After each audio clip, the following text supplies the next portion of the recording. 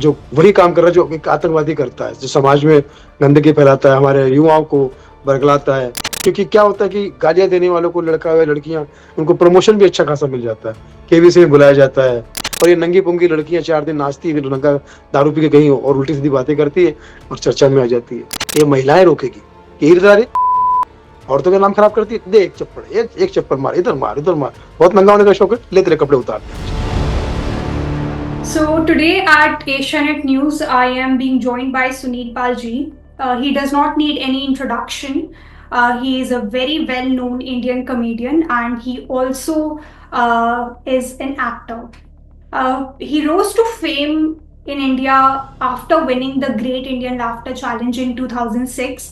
सुनील जी, सबसे पहले तो आपका बहुत स्वागत है हमारे शो में जुड़ने के लिए। और एक धन्यवाद।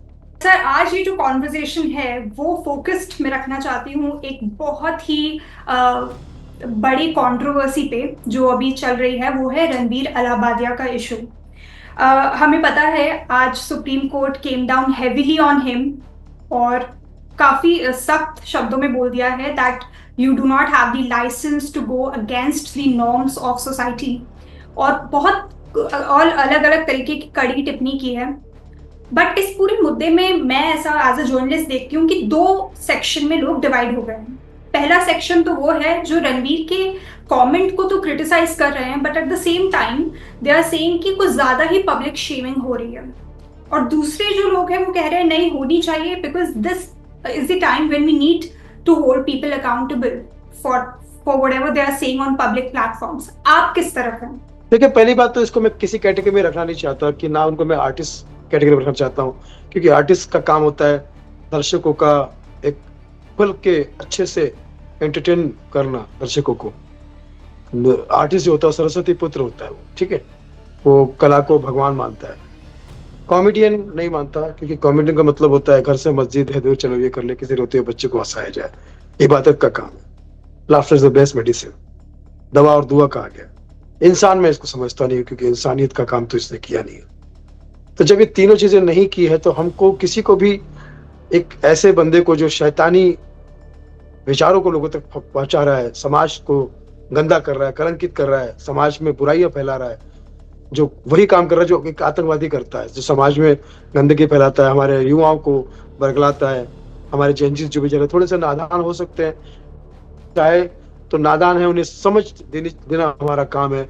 जिनको पता है, उनको अगर वो किसी से कोई जेंजिस पूछता है कि भाई हमें क्या करना चाहिए, लेकिन उनको ये समझ ना देने के बजाय बदले में अपना मतलब साधने के लिए अपनी गंदी गालियां और अपनी चीजें, वो जेंजिस को लगता है कि शायद यही हमारे जो बड़े कलाकार कर रहे हैं या बड़े लोग कर रहे हैं तो यही सही है।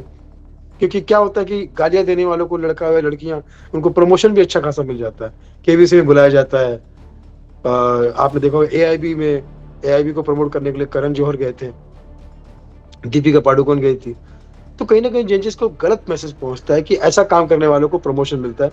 जब ये हमारे कलाकार या बड़े प्लेटफॉर्म के लोग अच्छे लोगों को प्रमोट करना शुरू करेंगे, मेहनती लोगों को प्रमोट करना शुरू करेंगे, तो हो सकता है कि हमारे जेंजिस भी, जो मेहनत करना जानती है, जो काम करना जानती है, जो पढ़ाई लिखाई में सबसे आगे है, उन्हें पथभ्रष्ट होने से बचाया जा सकता है। सर, एक जो मेरा क्वेश्चन रहेगा वो ये है कि कॉमेडी में जनरली हम देखते हैं कि एक बहुत ही थिन लाइन होती है बिटवीन कॉमेडी एंड ऑफेंस।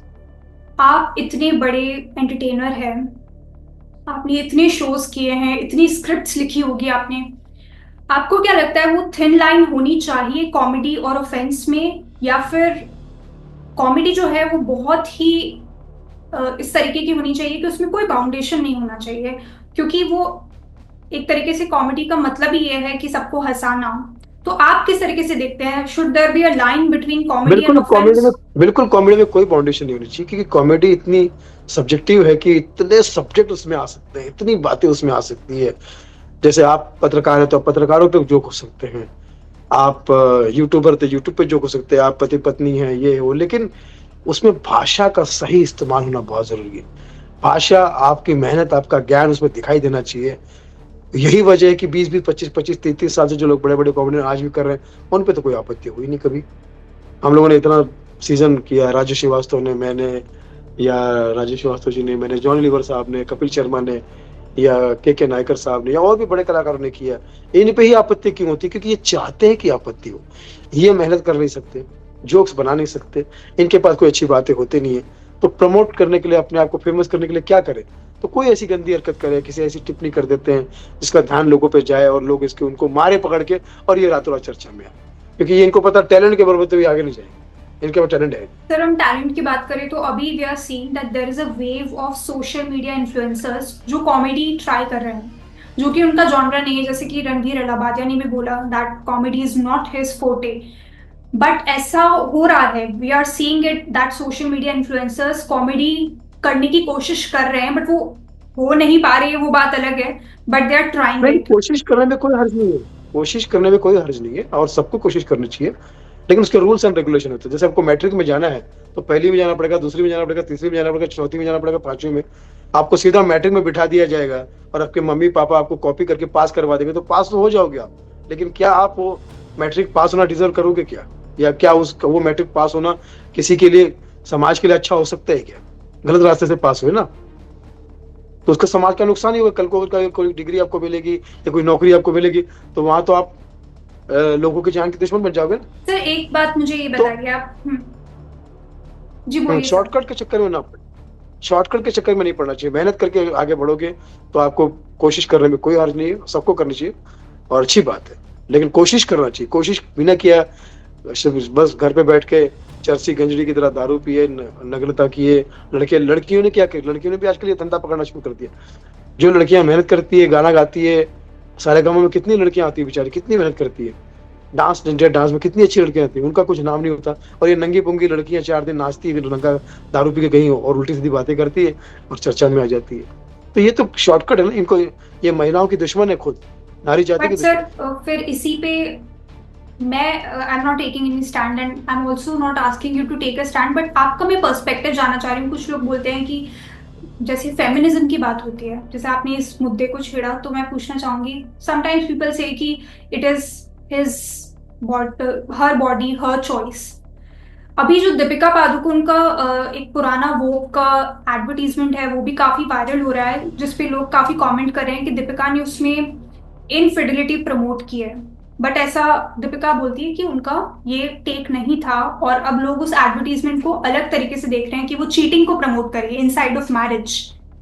तो ऐसे बहुत सारे मुद्दे हैं जहां पे एक जो काउंटर पर्सपेक्टिव है वो ये आता है कि हर बॉडी हर चॉइस, तो उस पे आप क्या बोलेंगे? देखिए, ये सब बहाने होते हैं पब्लिक प्लेटफॉर्म पे चमकने के लिए, कुछ भी उल्टी सीधी बातें करना, फिर उसके बचाव के लिए फ्रीडम ऑफ स्पीच का सहारा लेना, फेक फेमिनिज्म का सहारा लेना।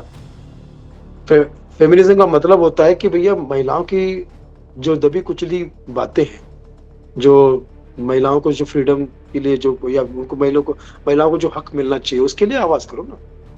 पूरी नारी जाति आपके साथ में, लेकिन सिर्फ अपने स्वार्थ के लिए आप ऐसा उल्टा सीधा काम कर दोगे, जो अधिकार कानून मिले कि महिलाओं को, उसको मिस यूज करोगे, ठीक है, बाद में बोलोगे कि मेरे साथ मीटू हुआ, मेरे साथ ये हुआ, मेरे साथ वो सब। आप देखिए, अपने फायदे के लिए इस्तेमाल करने के बाद जब, तो ये गलत है। मैं समझता हूँ कि फ्रीडम ऑफ स्पीच का मतलब ही होता है समाज के लिए आप आवाज करो, बोल के लब आजाद है तेरे, सब कुछ जायज है, लेकिन वो सिर्फ आप अपने स्वार्थ के लिए कर रहे हो, तो फिर वो फ्रीडम ऑफ स्पीच का फायदा उठा रहे हो, या फेमिनिज्म का फायदा उठा रहे हो, आप गलत कर रहे हैं। मेहनत करो, मेहनत करके आप बनो, श्रीदेवी बनो, माधुरी दीक्षित बनो, लता मंगेशकर बनो, सुनिधि चौहान बनो, श्रेया घोषाल बनो। स्वागत है आपका, बहुत स्वागत है आपका। हमारे देश की राष्ट्रपति महिला है, हमें सम्मान है इस बात का। लेकिन ये महिलाएं बहुत नाटकीय महिलाएं होती है, ज्यादा उनको पता होता है कि ये विमेन कार्ड खेलने से मैं बच जाऊंगी और मेरा नाम भी हो जाएगा। मेहनत करना है नहीं, 12 बजे सो के उठना है, 10 लोगों के साथ घूमना है, दारू पीना है, नंगा नाच करना है, व्यूज खरीदने, पैसा खरीदना, उल्टे सीधे काम करने, और बचाव के लिए फेमिनिज्म का नारा करना, विक्टिम कार्ड खेलना। सर अपूर्वा मखीजा को लेकर भी काफी बोला जा रहा है कि उनको जितना ट्रोल नहीं किया जा रहा है, उससे ज्यादा रणवीर अलाबादिया को ट्रोल किया जा रहा है। और सिर्फ ये एक ही एग्जाम्पल नहीं है अपूर्वा मखीजा का, एक काफी सारे एग्जाम्पल है। जैसे डबल स्टैंडर्ड्स की जब हम बात कर रहे हैं, तो इसमें कपिल शर्मा के शो की भी बात की जा रही है, करण जौहर के शो की भी बात की जा रही है, एआईबी के। आप कपिल शर्मा के शो के बारे में बताइए, आपको क्या लगता है कि वो जो आपके अकॉर्डिंग कपिल कॉमेडी शर्मा है? शो, कपिल शर्मा कपिल शर्मा का शो 12-15 साल से चल रहा है, वो सिर्फ वल्गैरिटी पे नहीं चल रहा। ये सिर्फ वल्गैरिटी पे चल रहे थे, ये सिर्फ डबल मीनिंग पर गालियों पे चल रहे थे। कपिल शर्मा का एक तो अगर पंच निकाल दिया जाए तो वो 12 साल से नंबर 1 पे है, और वो हर जगह पे टीवी पे काम करना बहुत आसान नहीं है। ठीक पर है, सर वो जो कबड्डी टीवी पे वाला बहुत, जोक उन्होंने दिया था, तो सॉरी एक मैं आध आपको बार कभी गलती से निकल गया होगा, एक आध बार गलती से। लेकिन इनका तो इनके तो वीडियो में तो हर लाइन में ही ये होता है गाली गलौज। और वो जो लड़की जिसका नाम लिया आपने, वो भी गाली दे रही थी, वो हर वीडियो में गाली देती है। तो इनका मोटो ये होता है कि अपनी नग्नता परोसना और अपने आप को आगे बढ़ाना। सर कपिल इसमें ना शर्मा का तो पूरा ग्रुप है, जी और ग्रुप में कोई एक आध गलती से निकल गया तो बात है, लेकिन 12 साल तक कोई आदमी एक वल्गर टिप्पणी की वजह से नहीं चल सकता। उसके अंदर टैलेंट चाहिए ही चाहिए।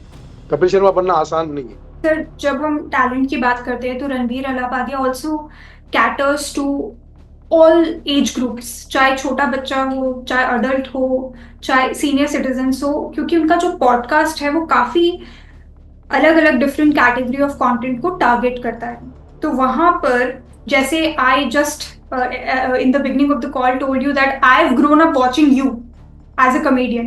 So for me, a good entertainer is a person like you, right? But you know, small children are growing up watching people like Ranveer Alabadia. उनका कंटेंट बहुत वैरायटी थी उनके कंटेंट में, बट उनसे ये चीज बोली गई और उसके बाद में उन्होंने रोकर एक वीडियो बनाया। उस वीडियो को आप किस नजरिए से देखते हैं? उसके हर वीडियो में गाली है जी, उसके हर वीडियो में गाली है। और आपने जैसा कि जेनजी उनको देखती है तो वो सीखती है। यही तो दुख है इस बात का कि हमारे जेनजी जो बहुत कुछ करना जानती है, बहुत कर सकती है, उनके पास पढ़ने और आगे बढ़ने की शक्ति है, ये लोग उनकी नादानी का फायदा उठा रहे हैं, उनके कच्चे कदमों का फायदा उठा रहे हैं, उन्हें अपने स्वार्थ के लिए अपने रास्ते में बुला रहे हैं। आतंकवादी जैसा काम कर रहे हैं। आतंकवादी कैसे जब युवाओं को बिगाड़ते हैं। मैं चाहता हूं कि हमारे युवाओं को, हमारे जजेस को लोग अच्छा मैसेज दे, अच्छी बात है, क्योंकि उनके अंदर बात है। ये हमारे देश का भविष्य है। जजेस वो बहुत आगे बढ़ सकते हैं और बढ़ेंगे जब इनको पता चलेगा। लेकिन जब पब्लिक प्लेटफॉर्म पर, जैसे केबीसी वाले प्लेटफॉर्म पर इनको बुलाया गया, केबीसी के प्लेटफॉर्म पर बुलाना, या बड़े एआईबी जैसे को, ये बड़े कलाकारों का प्रमोट करना, ये गलत मैसेज जाता है। इससे क्या होता है कि पतन होता है, कला का पतन होता है, कलाकारों का पतन होता है, युवाओं का पतन होता है, देश का पतन होता है। हमारे देश में अमिताभ बच्चन बनने के लिए बहुत मेहनत करनी पड़ेगी, लता मंगेशकर बनने के लिए बहुत मेहनत करनी पड़ेगी। लेकिन ये इस टाइप के जो 2-3 लोगों नाम लिया आपने, ये जो यूट्यूबर, फुटूबर, पॉडकास्टर, ये बनना कोई बहुत मुश्किल काम नहीं है। दारू पी के, चरस गांजा पी के पॉडकास्ट करना है, दारू पी के और गंदी बातें करना है। वो लड़की जो गंदी बातें करती है, ये आज एक लड़की मेहनत करके आगे बढ़ना चाहती है, उसके लिए तो मुसीबत है। नहीं लड़की, उसके लिए तो बहुत बड़ी मुसीबत है लड़की। सर जैसे सोशल मीडिया का जमाना है, डिजिटल एज है, उसमें कुछ भी थोड़ा बहुत होता है तो वो एक आउटरीच कर देता है इन आवर सोसाइटी। जैसे इस केस में भी हुआ, बहुत बड़ी कंट्रोवर्सी हो गई। तो सोशल मीडिया के जमाने में जो कैंसल कल्चर है, इसका मतलब कि पब्लिक शेमिंग, एक इंसान या एक इंस्टीट्यूशन के पीछे पड़ जाना हाथ धोके, मैं इस पर्टिकुलर केस की बात नहीं कर रही हूँ, बट आपको लग रहा है कि सोशल मीडिया के चलते वो कैंसल कल्चर, वो पब्लिक शेमिंग, एक इंसान एक इंस्टीट्यूशन के पीछे, वो भी काफी ज्यादा बढ़ रहा है? ये जानबूझ के करवाया जाता है। ये जो कुछ भी सो कॉल्ड कंटेंट क्रिएटर होते हैं और क्रिएटिव हेड होते हैं चैनलों के, ये जानबूझ के ऐसा करवाते हैं ताकि इस पे, क्योंकि इन लोगों के अंदर मेहनत, ये सिंगर तो है नहीं, ये कॉमेडियन तो है नहीं, ये कलाकार तो है नहीं, कला तो इनके पास में है नहीं, तो आगे कैसे बढ़ेंगे, व्यूज कैसे बढ़ेंगे इनके? तो पहले ये व्यूज खरीदते हैं, फिर ये इस तरह के बकवासें करते हैं, किसी धर्म के बारे में कुछ बोल देंगे, किसी माँ बाप के बारे में कुछ बोल देंगे, फला के बारे में कुछ बोल, ताकि पूरी मीडिया इनको गालियां दे, मारे इनको पकड़ के, कानून पकड़ के इनको जेल में डाले। और फिर बाद में ये लोग जब छूट के आते हैं तो इनको प्रमोशन मिलना शुरू होता है, फिर बिग बॉस वाले इनको बुलाते हैं, फला वाले इनको बुलाते हैं, उनको स्टार बना देते हैं।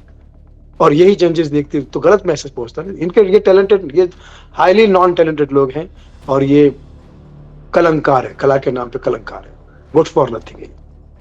Sir do you think that समाज में नहीं, समझ में नहीं आती। सर आपको लगता है गवर्नमेंट को, या फिर जो ये ऑनलाइन प्लेटफॉर्म्स है, यूट्यूब हो गया, फेसबुक हो गया, फेसबुक पे भी काफी कंटेंट जो है वो इमोरल सीज कंटेंट होता है, या फिर ट्विटर हो गया, ये सारी जो डिजिटल प्लेटफॉर्म्स है, आपको लगता है इनको भी ज्यादा रेगुलेशन बढ़ाना पड़ेगा रादर देन बस हमें समझना, या फिर society as a society whole समझना इन्हें भी? बिल्कुल सख्त रूल निकालने पड़ेंगे, क्योंकि इस वक्त हमारा देश का नौजवान पढ़ रहा है, आगे बढ़ रहा है, पूरी देश और दुनिया को देख रहा है।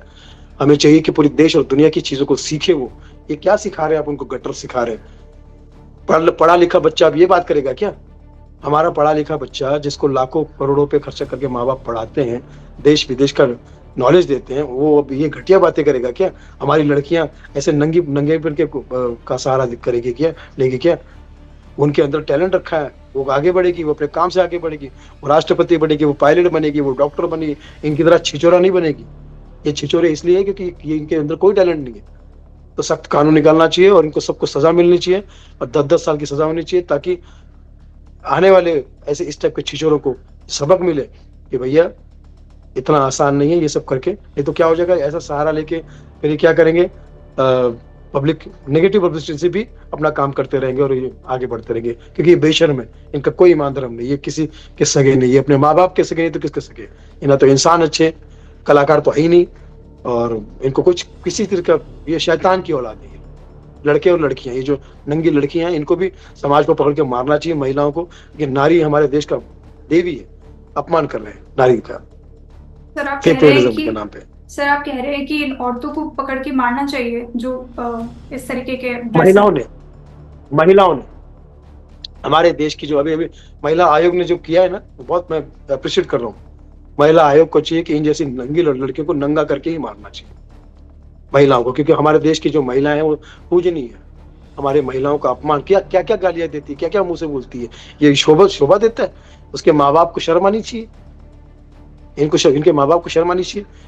या पता नहीं, इनके माँ बाप बेचारे सोचते होंगे कि हमने बच्चे की जगह पे शैतान पैदा कर दिए। माँ बाप को भी दुख होता होगा। तो महिला आयोग को मैं सलाम करता हूँ, सही काम कर रहा सर बट आप है, ये और कानून भी सख्त होना चाहिए। आप इसके साथ ये भी तो कहना चाहेंगे कि जो भी आप वायलेंट होने की बात कर रहे हैं ये सब लॉ एंड ऑर्डर के अकॉर्डिंग ही होना चाहिए। हाँ बिल्कुल, कानून हाथ में नहीं देना चाहिए, बिल्कुल नहीं।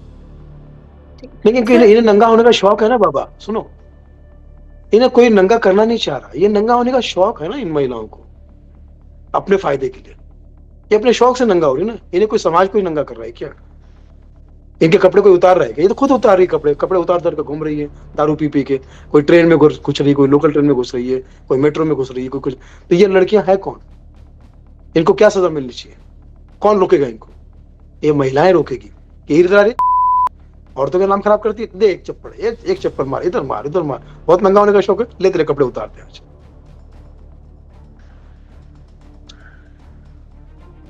तो हमारी महिलाओं का सम्मान जो है वो हमें टिका के रखना चाहिए, और हमारे देश की महिलाएं पूजनीय है और वो इनसे निपटेगी। महिला आयोग को सलाम है। सर मैं आपसे पूछना चाहती हूँ, आपके करियर में कभी ऐसा हुआ है कि आपने किसी जोक को लिखते वक्त बहुत सोचा हो कि इससे क्या इम्पैक्ट पड़ेगा? आप अपनी स्क्रिप्ट राइटिंग जब बिल्कुल करते करते हैं हैं हम लोग, बहुत बहुत मेहनत करते हैं। देश और दुनिया के सारे अच्छे कलाकारों को अपना गुरु मानते हैं, उनके चरणों को छूते हैं, माता पिता को प्रणाम करते हैं, दर्शकों को प्रणाम करते हैं। दर्शक हमारे लिए भीड़ नहीं लीड है, क्राउड नहीं प्राउड है। उनके सामने जब जाते हैं तो दिल, दिमाग, आंखें, आवाज, नेचर, नियत और कंटेंट साफ सुथरा लेके जाते हैं। हमें भी ऐसे ऑफर आते हैं, बहुत ऑफर आते हैं ऐसे कि गंदी गालियां दो, फला गालियां दो, पैसे मिलेंगे। मतलब नहीं, कभी नहीं, जीवन में कभी। सेंसर हमारे अंदर होना चाहिए। जरूरी थोड़ी कि सेंसर,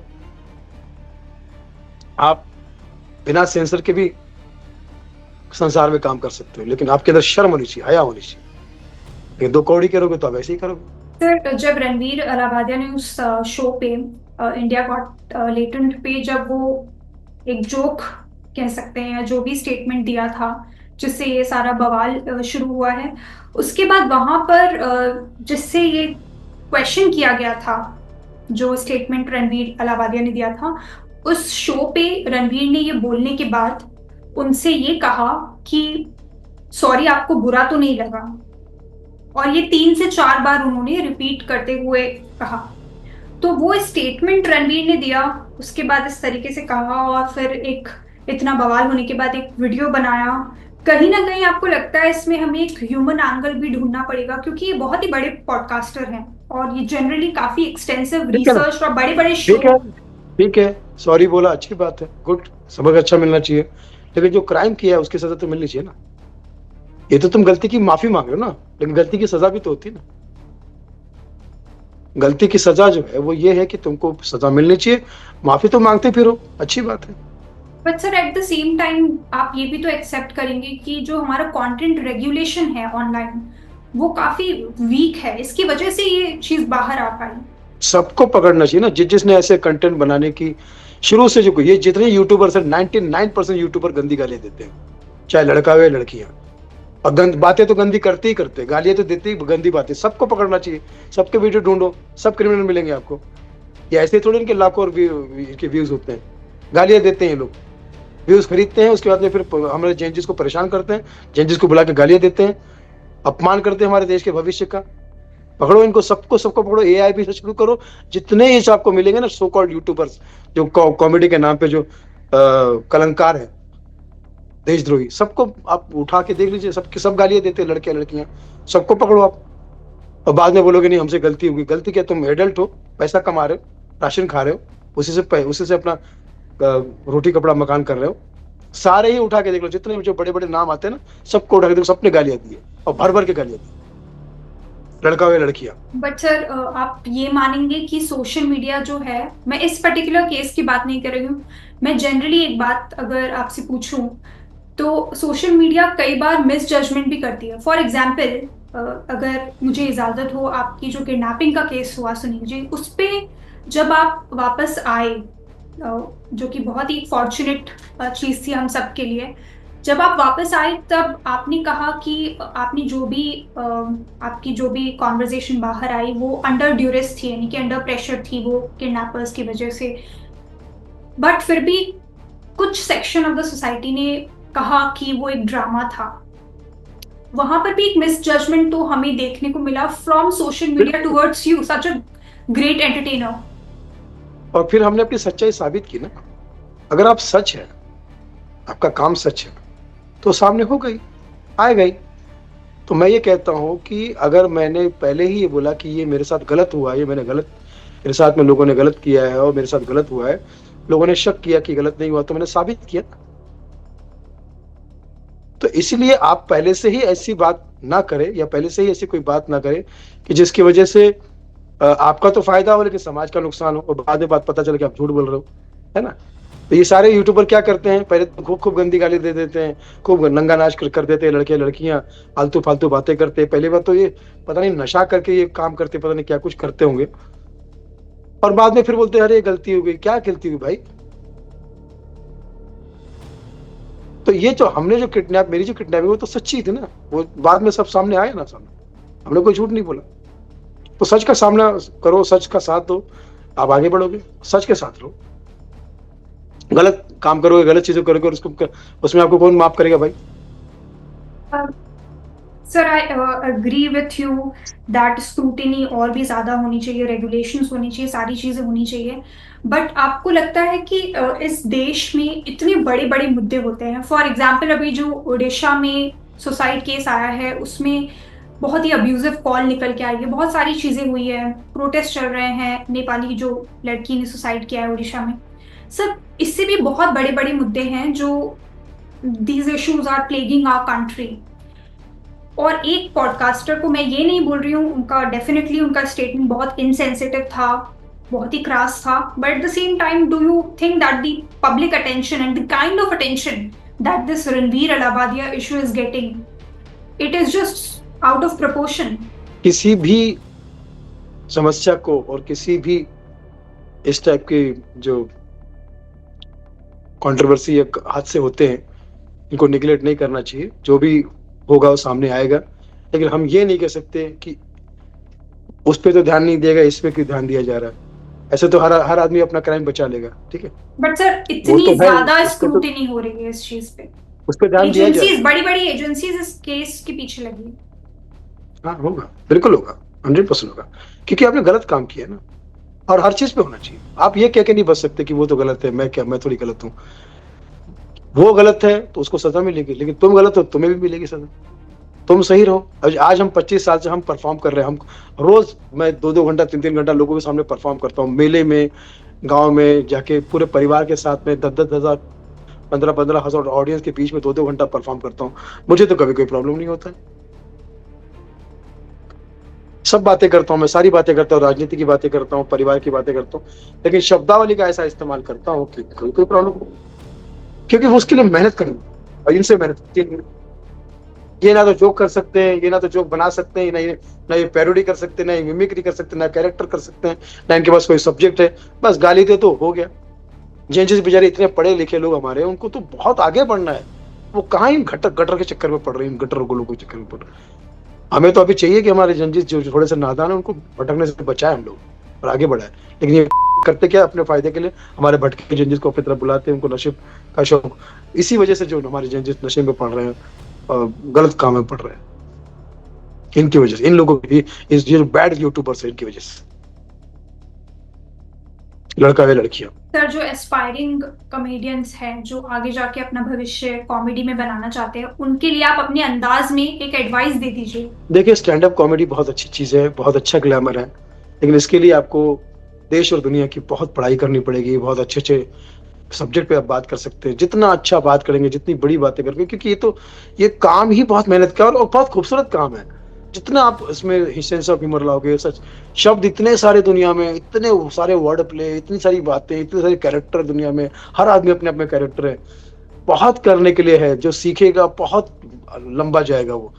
लेकिन इन लोगों के बस की बात नहीं, इनकी औकात नहीं है। लेकिन जो आने वाले कलाकार हैं वो कर सकते हैं, और मैं समझता हूँ कि करें। 12 साल से कपिल शर्मा नंबर 1 पे क्यों है? क्योंकि वो दुनिया भर की कॉमेडी करते हैं और अच्छी बातें करते हैं, आगे बढ़े हैं, टीवी पर भी काम कर रहे हैं। मैं समझता हूँ कि हमारे आने वाले कलाकारों को भी उसमें विजय मिलेगा, लेकिन मेहनत करनी पड़ेगी, आगे बढ़ना पड़ेगा। बहुत बहुत बहुत अच्छा काम है, ये बहुत बढ़िया काम।